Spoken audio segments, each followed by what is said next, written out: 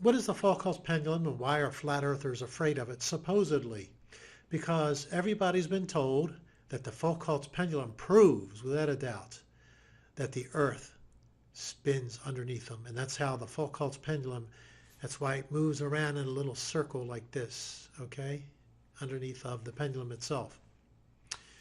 That's the only way that people can understand it because that's all they've been told. Now, ever since I started, with this flat earth movement, when I tripped upon it actually, that came up, of course, very early, Foucault's pendulum. And it took a whole, I don't know, 30 seconds to think about. The assumption is it's rotation of the earth. And I keep telling people when I actually even respond to it, rotation causes it. Any kind of rotation. What about the ether rotating around the earth? Isn't that what we talk about? That's a possibility, at least. It's another possibility. Do people know that there's more than one possibility that can cause certain things, especially when you're talking about motion? When you're out at sea and you see a boat travel around you in a circle, it's hard to tell if you're the one that's moving or the other boat. You have to do some external experiments to figure out which. Same thing with the Foucault's pendulum. Now, supposedly Foucault's pendulum also is related to the Coriolis effect, which we've already debunked.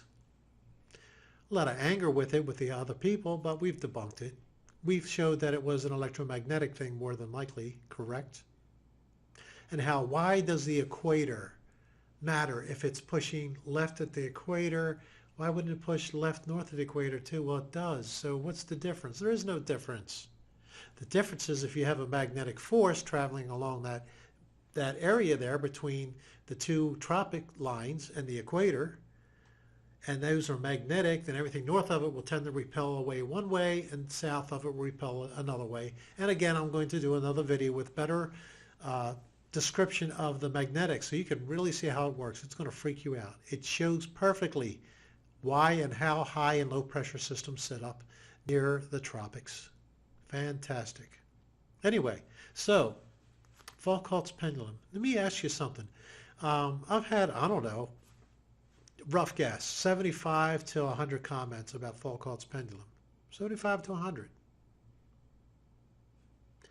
Nobody's mentioned one little fact that goes along with that. This shows how much trouble people take to research something. They're just like, oh, got him. Foucault's pendulum. I know that. I've been told that cause is caused by the rotation of the earth. Well, okay, let's take a look at something here. Have you ever heard of something called the effect? It's in obscure places. I mean, it's so obscure I can't even find out how to pronounce the name, although I'm sure it's there somewhere. The Huffington Post. I have to give the Huffington Post congrats on this one. I've hammered the Huffington Post on certain things before, not because of accuracy or whatever, but it's political bias more than anything else. But there's somebody here, Michael R. Powers. He's the author of Acts of God and Man. And then Ramifications on Risk and Insurance. They don't sound like they're logically connected. In any case, the paradox of Elias effect. I'm going to pronounce it that way unless I'm told otherwise.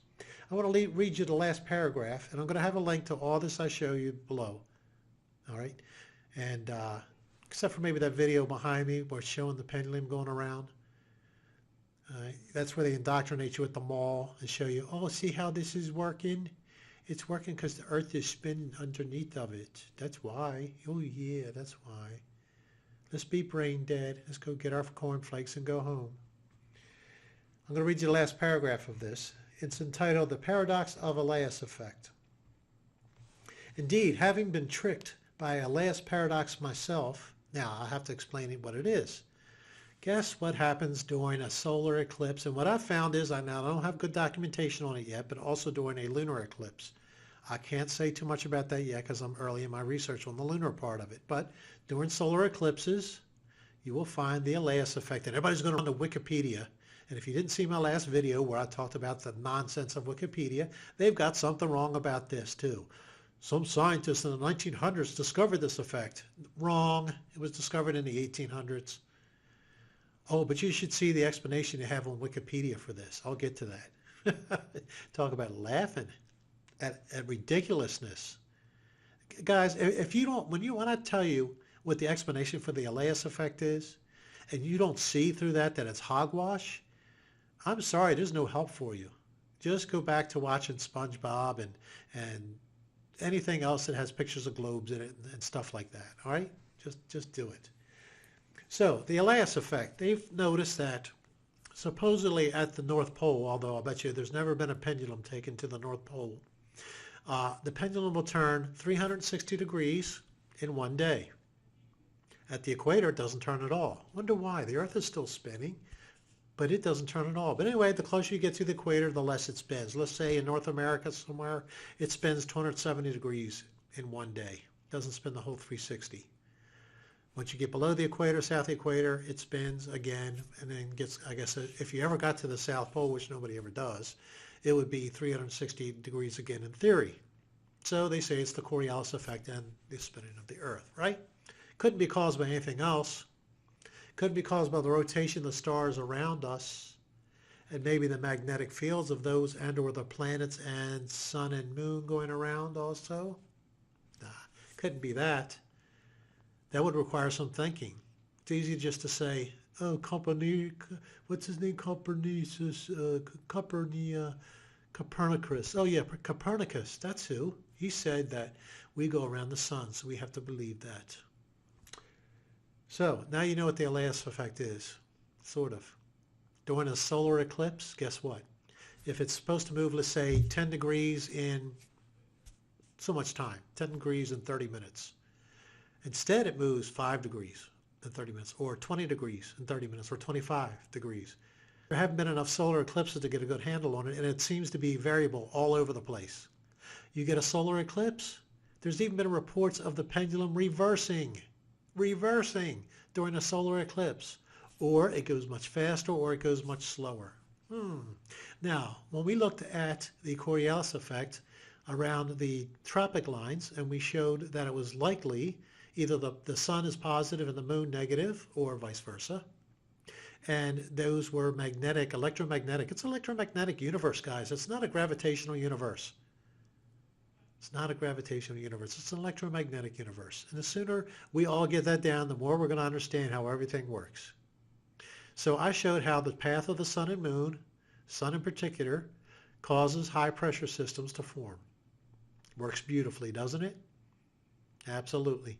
And it shows why it doesn't happen near the equator. This would show the same thing. Because guess what happens during a solar eclipse? I already told you, didn't I? The pendulum does all kind of crazy things, and that's called the Elias effect. Wow. Out of 75 to 100 possible, yeah, it's got to be at least 75 to 100 comments about the Foucault pendulum. Maybe double that. I'm trying to be conservative. Not a one person, not one, mentioned Elias effect. This tells me that 100% of the people, just call it 100, 100% of 100 people just went to the gotcha mode, got lazy, probably went to Wikipedia, so they understood what a Foucault pendulum was themselves, because they probably never heard of it until they were like, how do I disprove a flat earth? Foucault's pendulum. It proves the earth spins. How do you know that? It just does.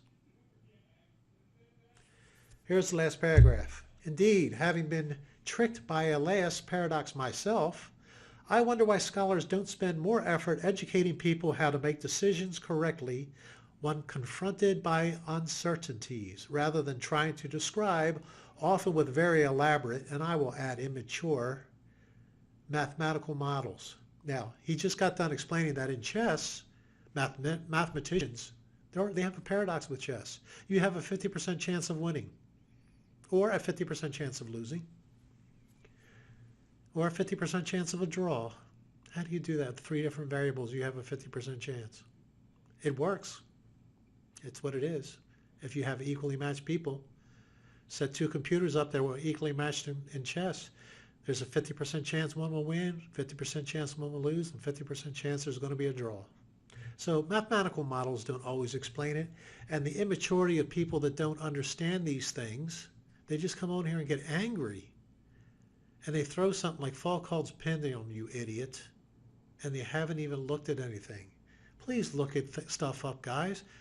All right, I know this is the postmodern era of kick back and take it easy. But you better get out of that mode anyway, because things are changing. All right. Let me pick it up now. How people actually make decisions incorrectly finishes that last sentence. Along these lines, one could ponder what the world would be like today if its successors of Copernicus and Galileo had spent their time studying the consequences of believing in a geocentric universe rather than trying to educate others that the earth revolves around the sun. Remember, this all came from those two idiots and the Church of England. Wait till I get into that. Likewise, one can ponder what the world will not be like in the future if we continue to ignore a last effect. Bravo. Bravo to you, Mr. Let me get his name right because he deserves to have his name mentioned. Michael R. Powers. He described perfectly how people, if they're confronted with something new, they just fall apart. That's what he's really saying there when he's talking about they don't know how to handle it. And of course, science doesn't want to touch it. All right, Wikipedia. Are you ready for science's explanation? Or maybe it's just Wikipedia's explanation. Science's explanation for why the Elias effect works. Why it changes pendulums all of a sudden when the sun and the moon come together. Now see, to me, that's a positive and a negative coming together in one place. That's what's messing up the magnetics. That's making the pendulum work. No? I think so. I think so. Yeah. Especially when you hear their, if you think that's silly, wait till you hear theirs. Temperature and pressure changes during a solar eclipse cause the pendulum to mess up. That's the theory. No lie. No lie. Because the moon moving in front of the sun, all of a sudden the sun isn't giving off its rays like it was. So now it's cooler. And by the way, when it's cooler, there is a very, very, very slight pressure change. On a barometer, it's 1/100th of an inch, if that. So temperature and pressure changes do it when the sun and the moon, when the moon covers the sun because it cools. So if you have a pendulum and all of a sudden you have a dark thunderstorm cloud move over the sun, does the pendulum mess up? No. No, it doesn't happen. We don't even have high tides during an eclipse necessarily, not unless it's due for it. So the magnetics or the gravitational pull isn't it. That's part of the other lame reason. Oh, that was the reason why something was messed up during the pendulum during a lunar eclipse. It was because of gravitational perturbations caused it. Unbelievable stuff, people. Unbelievable. Now, so do you believe that temperature changes from the sun causes the pendulum? Come on, even if you're a critic of this. Sudden temperature. What about when a cold front goes through, when it's sunny? Or even when it's cloudy? Cloud moving in front of the sun, that doesn't do it. But the moon, all of a sudden, when it goes in front of it, the pendulum messes up. Either goes faster, slower, or even reverses. Explain that, science. So, and next time, guys, someone hits you with Foucault's pendulum, send them to this video. Send them right here and laugh. Say, well, what about Elias effect? What about it? Huh? Well, Elias effect. Have a box of tissues ready because they're going to cry. Because all this time, that was their big proof. That was their one. Are you ready for this? I keep going to Aries failure, A-I-R-Y''S, Aries failure. Look up a YouTube video on it by Malcolm Bowden. Extremely good. That's the proof the Earth doesn't move. That told me right there. As soon as I knew that at the beginning of this. That was one of the first things I crossed was Aries failure. So I knew the pendulum was wrong, so I had to sit and think about it for 5 minutes. Of course, I came up with other things, like the ether could be spinning around. Any kind of motion could be doing it, or electromagnetic. Now, I didn't attach it to the sun and moon, but I did think electromagnetic, because that's what I believe the universe is. Anyway, it explains so much more than gravity, guys. So send them here, or you know it now. Tell them about it. Tell them to explain Elias effect and to say thank you for helping spread the word, because the pendulum actually proves that it's not caused by the Earth's spin. And the pendulum proves because it changes with magnetics now. Now we know the magnetics of the sun and the moon getting together. And we've already proven, haven't we, that the moon does not reflect sunlight to the Earth. Boy, that got them all pissed off. It's all coming together, isn't it? It's falling apart for them, guys. It really is.